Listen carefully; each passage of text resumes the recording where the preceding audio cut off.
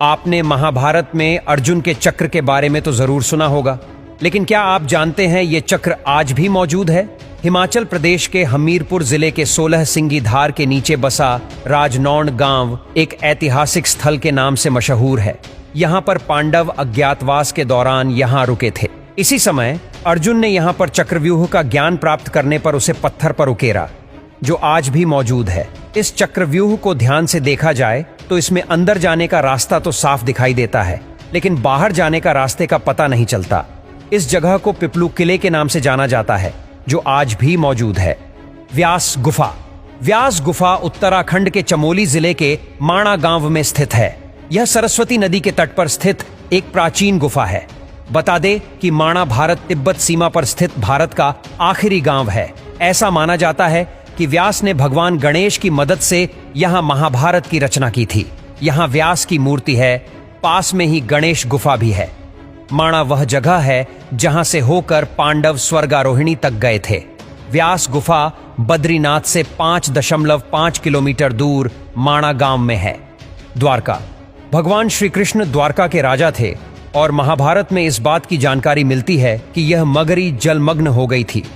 आपको जानकर हैरानी होगी कि पुरातत्व विभाग को गुजरात के पास समुद्र के नीचे एक पुराना शहर मिला है और इसके प्रमाणों से पता चलता है कि यह वही द्वारका नगरी है जिसका उल्लेख महाभारत में किया गया है।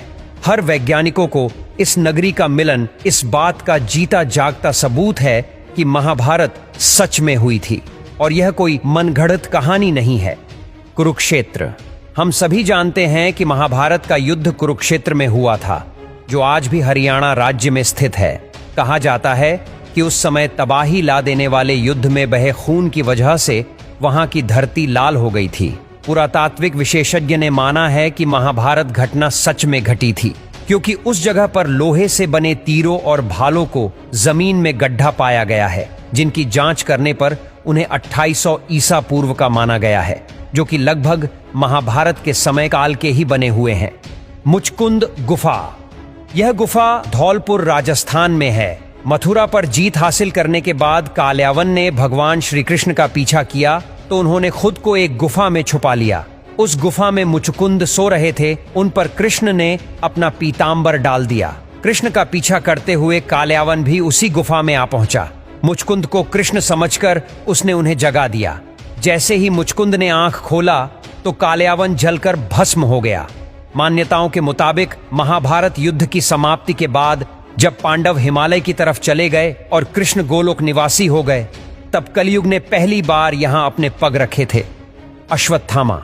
अश्वत्थामा द्रोणाचार्य का पुत्र और रुद्रा का अवतार था। अश्वत्थामा को संपूर्ण महाभारत के युद्ध में कोई हरा नहीं सका था। हालांकि इसमें संदेह है कि अश्वत्थामा आज भी जिंदा है या नहीं, क्योंकि भगवान श्री कृष्ण ने उसे 3000 वर्षों तक शरीर भटकने का श्राप दिया था। कुछ लोग भविष्य पुराण का हवाला देकर कहते हैं कि वे कलयुग के अंत में जब कल की अवतार होगा तो उनके साथ मिलकर धर्म के खिलाफ लड़ेंगे। यह अलग बात है कि श्राप से मुक्त होने के बाद भी अश्वत्थामा अपनी इच्छा से जिंदा हो, क्योंकि इतने हजार वर्षों तक जिंदा रहने वाला सामान्य मनुष्य भी खुद की शक्ति से ही जिंदा रहना सीख जाता होगा, और वे तो अश्वत्थामा थे। दोस्तों, कुछ लोग आज भी अश्वत्थामा को देखने का दावा करते हैं और हाल ही में आई फिल्म कल्कि में भी अश्वत्थामा के बारे में दिखाया गया है।